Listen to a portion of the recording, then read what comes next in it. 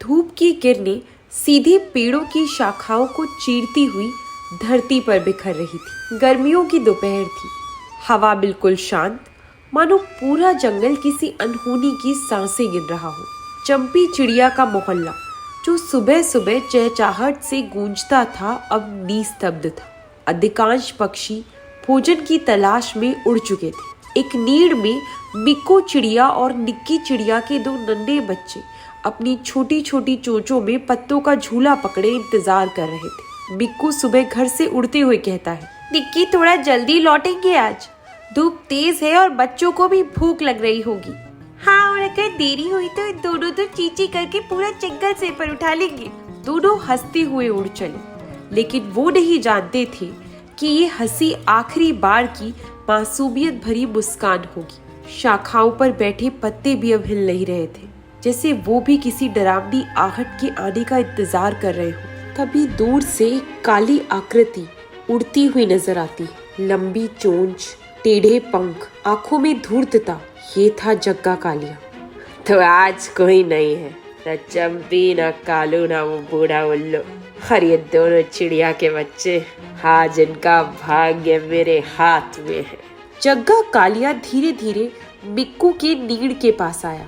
उसकी चाल में शांति थी, पर नीयत में तूफान। उसने अपनी चोंच से एक पोटली खोली। उसमें रखे थे कुछ लाल पीले बेर, मीठे फल और कुछ पके चावल। बच्चों की भूख ने समझ को ढक लिया। बच्चों देखो, तुम्हारे लिए कुछ मीठा लाया। बिक्कू, माँ ने कहा था कि मैं आऊंगा। सच में? पप्पी ने आपको भेजा?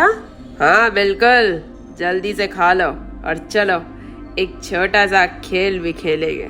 बच्चों को शक न हो इसलिए जग्गा ने मीठे फल खिलाए, उन्हें गाने सुनाए और धीरे धीरे उनके मन में अपने लिए भरोसा बो दिया। जैसे ही बच्चों ने खाना पूरा किया, जग्गा ने झपट कर उन्हें अपनी चोंचों के बीच छुपा लिया और उड़ चला। कहीं दूर नीचे से मोर महाराज नजर आ रहे थे। वे अपने पंख समेटे ध्यान मुद्रा में थे। उन्होंने ऊपर एक परछाई को उड़ते देखा और हल्का सा उन्हें संदेह हो। ये कौन गया इस दिशा में? काली परछाई थी, क्या वो जग्गा था? लेकिन दूरी ज्यादा थी और महाराज स्पष्ट रूप से कुछ देख नहीं पाए। उन्होंने 2 क्षण रुककर आंखें मली और वापस ध्यान में चले गए। इस बीच वो मासूम चींची जो अक्सर बिक्कू के नीड़ से आती थी, अब थम चुकी थी। वो दोपहर अब सिर्फ धूप नहीं थी, वो एक साजिश की छाया थी। पूरा जंगल अब भी इस अनदेखे अपराध से अनजान था, पर इस सन्नाटे में एक तूफान आकार ले चुका था। एक माँ की पुकार, एक पिता की छटपटाहट और न्याय की तलाश अब शुरू होने वाली थी। सूरज अब धीरे धीरे पश्चिम की ओर ढल रहा था। जंगल में हल्की ठंडी हवा चल रही थी। पेड़ जो दोपहर में एकदम शांत थे, अब पत्तों की सरसराहट से भरने लगे थे। दूर कहीं बिक्कू और निक्की चिड़िया अपने चुने हुए फल और दानों की गठरी लेकर वापस लौट रहे थे। निक्की नीचे की ओर झांकते हुए कहती है, बिक्कू देखो तो सही, कितनी सुंदर धूप छिटकी है ना पेड़ों पर। बच्चों को ये जामुन बहुत पसंद आएंगे ना। हाँ, और साथ में ये चावल के दाने। जैसे ही चींची करेंगे मैं उन्हें अपनी चोंच से खिलाऊंगा। दोनों मुस्कुराते हुए उड़ते रहे, लेकिन जैसे ही उन्होंने अपनी नीड़ की शाखा पर पैर रखा, वहाँ एक अजीब सी खामोशी थी। निक्की ने चौंक कर कहा, अरे ये बच्चे क्यों नहीं बोल रहे, इतने शांत क्यों है? बिक्कू भी घबरा कर कहता है, बच्चों माँ आई, देखो देखो तो कहाँ हो? बिक्कू ने झुककर नीड़ के अंदर देखा, पर वहाँ सिर्फ टूटी पत्तियाँ, कुछ गिरे हुए पंख और जामुन का एक छिलका पड़ा था। निक्की, बच्चे नहीं है। क्या मतलब? तुम मजाक कर रहे हो ना? मैं मजाक नहीं कर रहा, कोई उन्हें ले गया। बिक्कू की आवाज एक चीख में बदल गई। उसका दिल कांप उठा। उसने पूरी शाखा को झंझोर डाला, झुका कर नीड़ को देखा, चारों ओर उड़ता रहा, नीचे झांकता रहा, लेकिन बच्चों का कोई निशान नहीं था। मेरे बच्चे, मेरी जान, वो तो भूखे थे, कौन ले गया उन्हें? मैंने कहा था जल्दी लौटे, क्यों नहीं लौटे? जल्दी क्यों नहीं लौटे? उनकी चीख पुकार सुनकर पास की पेड़ों से कुछ पक्षी उड़कर आए। सबसे पहले पहुंची मीठी मैना और धुनकी कौवी। क्या हुआ बिक्कू, तुम इतनी जोर से क्यों रो रहे हो?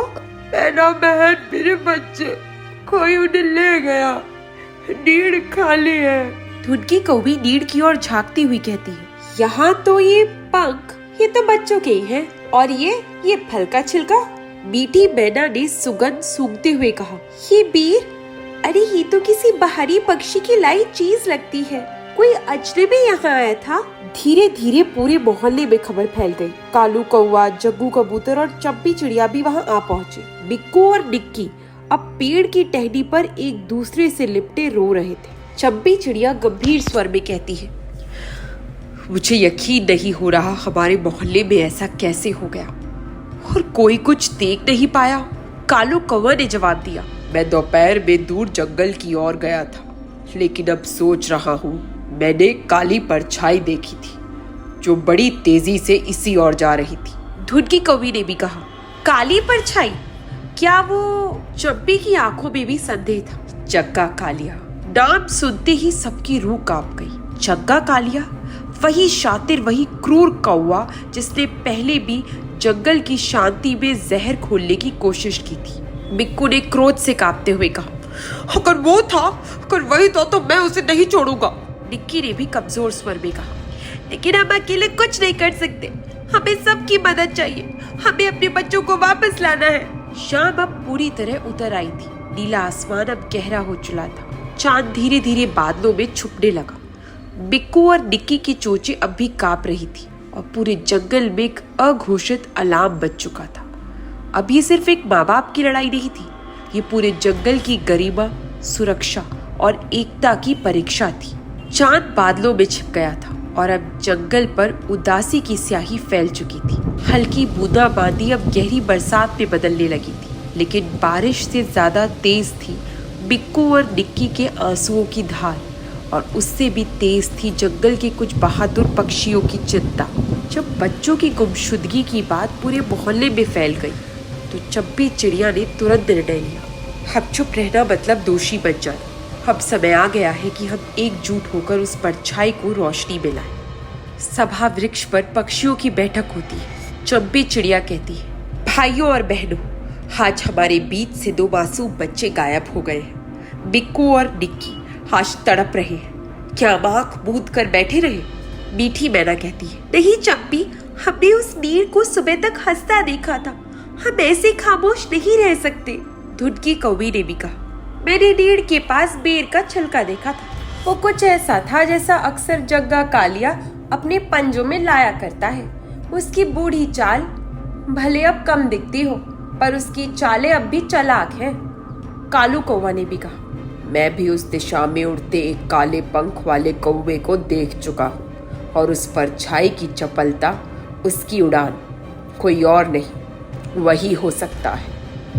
पृष्ठभूमि में गरजती है बिजली और चमकती है नीली रोशनी। चंपी पंख फैलाकर कहती है, तो तय हुआ, हम सब मिलकर उस चालबाज को खोजेंगे।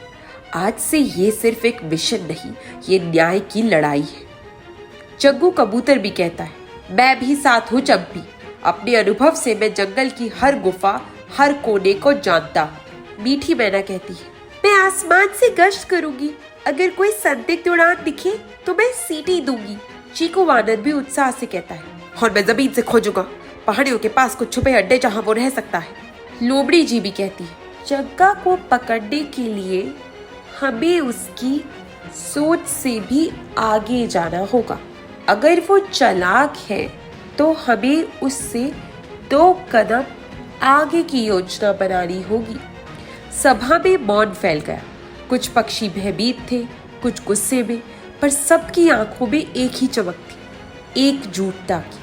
तभी हाथी सेठ, जो सब सुन रहे थे, अपनी भारी आवाज में बोले, मैं बहुत बोलता नहीं, पर जब न्याय की बात हो तो चुप रहना पाप है।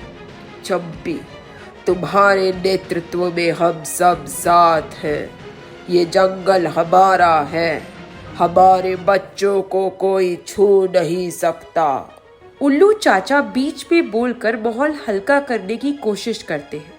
अगर जग्गा सोचता है कि बच्चों को चुरा कर बच जाएगा, तो उसे नहीं पता कि ये जंगल उल्लू के नहीं, अब चंपी की आंखों से देखा जा रहा है। सब मुस्कुराते हैं, पर भावनाएं सभी की गहरी है।